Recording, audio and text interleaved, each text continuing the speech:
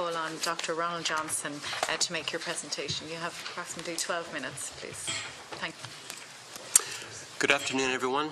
Madam Chair, members of the Oireachtas Joint Committee, ladies and gentlemen. We want to thank the committee for their invitation to the World Health Organization to present our guidance on health system requirements for safe abortion and potential barriers for women wishing to access services. My colleague Dr. Ganatra and I are staff members from the Department of Reproductive Health and Research and the Special Program of Research, Development and Research Training in Human Reproduction.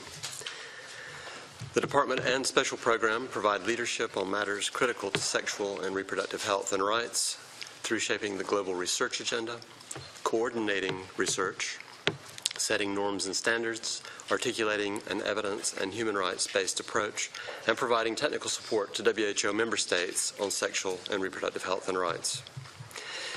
The Department's vision is the attainment of all peoples of the highest possible level of sexual and reproductive health. It strives for a world where all women and men's rights to enjoy sexual and reproductive health are promoted and protected, and all people, including the most vulnerable, have access to sexual and reproductive health information and services. The briefing today falls under our technical support role and through the organization's aim to support member states to implement the Global Strategy for Women's, Children's, and Adolescents' Health, 2016 to 2030, the Strategy on Women's Health and Well-Being in the WHO European region, and the Action Plan on Sexual and Reproductive Health towards achieving the 2030 Agenda for Sustainable Development in Europe, adopted by European governments last September. Today's briefing is about the provision of safe abortion services in the event that some or all of the recommendations of the Citizens' Assembly become national policy. While legal, regulatory, policy, and service delivery contexts may vary from country to country, the recommendations and best practices described in WHO guidelines aim to enable evidence-based decision-making with respect to safe abortion care. Today, briefly, we will cover the following points as described in the WHO guidelines: integration of abortion services into the health system, national standards and guidelines, the equitable distribution and availability of facilities and healthcare providers, preparation and equipping of health facilities, financing and costs to women, and potential barriers to women accessing services. To begin, abortion services should be integrated into the health system to acknowledge their status as legitimate health services and to protect against stigmatization and discrimination of women and healthcare providers. At a minimum, abortion services should always include medically accurate information and, if requested by the woman, non-directive counseling to facilitate informed decision-making. Abortion services delivered without delay, timely treatment of abortion complications, contraceptive information, services, and referrals. National evidence-based standards and guidelines for safe abortion should be developed and regularly updated to ensure that health services and standards ensure good access and quality of care. They should cover types of abortion service, where and by whom they can be provided, essential equipment, instruments, medications, supplies, and facility capabilities, referral mechanisms, respect for women's informed decision-making, autonomy, confidentiality, and privacy, attention to the special needs of adolescents, special provisions for women who have suffered rape, and conscientious objection by healthcare facilities and healthcare personnel.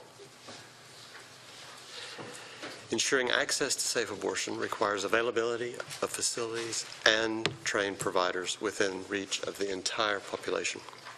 Regulation of providers and facilities should be based on evidence of best practices and be aimed at ensuring safety and good quality without compromising accessibility to services.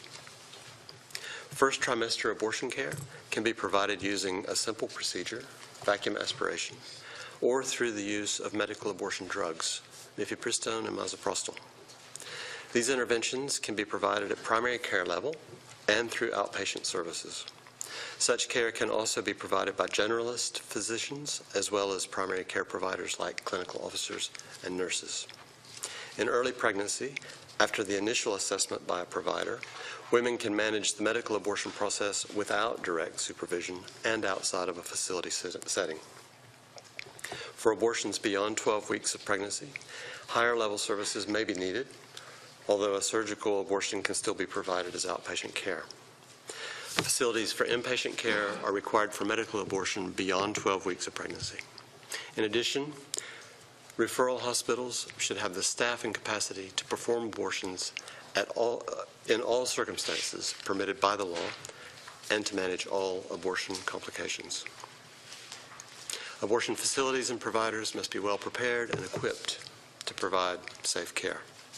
Most of the equipment, medications, and supplies needed to provide vacuum aspiration are the same as those needed in other gynecological services. In addition, medical abortion requires registration, procurement, and distribution of mifepristone and misoprostol. Supportive services such as commodity procurement, supply chain functioning, and financing mechanisms are as important as trained providers for introducing new services. Where services already exist, infrastructural upgrades can facilitate more efficient patient flow and increase privacy and user satisfaction. Quality-approved instruments, abortion instruments, and medications should be routinely included in the planning, budgeting, procurement, distribution, and management systems. In addition to skills training, participating in values clarification exercises can help all healthcare personnel differentiate their personal beliefs and attitudes from the needs of women seeking abortion services. Values clarification is an exercise in articulating how personal values influence the way in which healthcare personnel interact with women seeking abortion. Despite health workers' attempts at objectivity, negative and predefined beliefs about abortion and the women who have them often influence professional judgment and quality of care. Financing and costs to women. Health budgets should include sufficient funds for the following types of costs related to safe abortion: equipment, medications, and supplies required to provide care, staff time, training programs and supervision, infrastructure upgrades, record keeping and monitoring and evaluation. The respect, protection, and fulfillment of human rights require that women can access legal abortion services regardless of their ability to pay. Financing mechanisms should ensure equitable access to good quality services. Where user fees are charged for abortion, such fees should be matched to women's ability to pay. And procedures should be developed for exempting the poor and adolescents from paying for services. As far as possible, abortion services should be mandated for coverage under health insurance plans.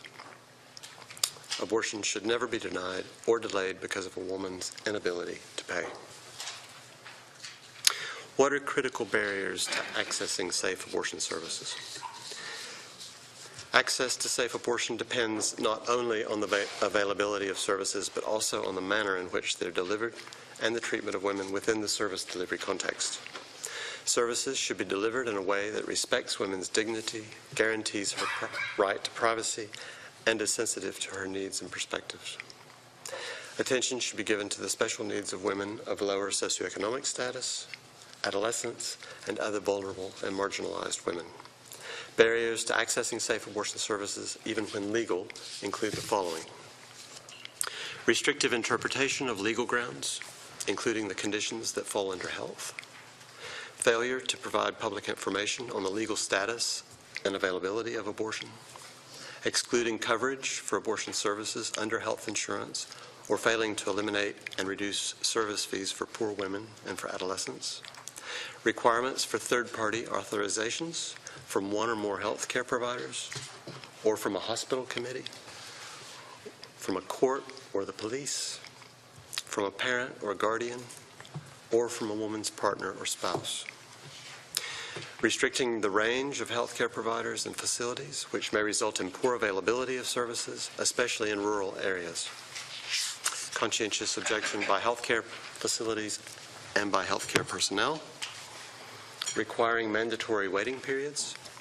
censoring, withholding, or intentionally misrepresenting health-related information in the context of abortion; failure to guarantee confidentiality and privacy; and requirements for medically unnecessary screening tests, such as requirements for women to view ultrasound images and listen to the fetal heartbeat.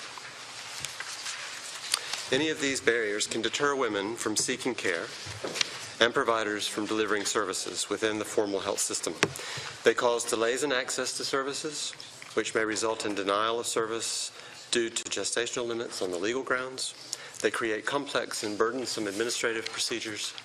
They increase the costs of accessing abortion services, and they limit the availability of services and their equitable geographic distribution.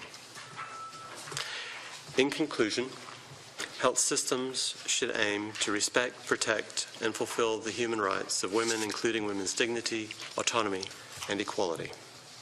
They should promote and protect women, the health of women, as a state of complete physical, mental, and social well-being.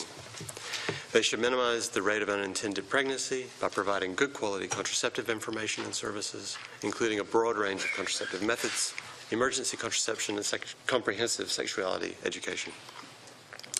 They should prevent and address stigma and discrimination against women who seek abortion services or treatment for abortion complications, and reduce maternal mortality and morbidity due to unsafe abortion by ensuring that every woman entitled to legal abortion care can access safe and timely services, including post-abortion contraception.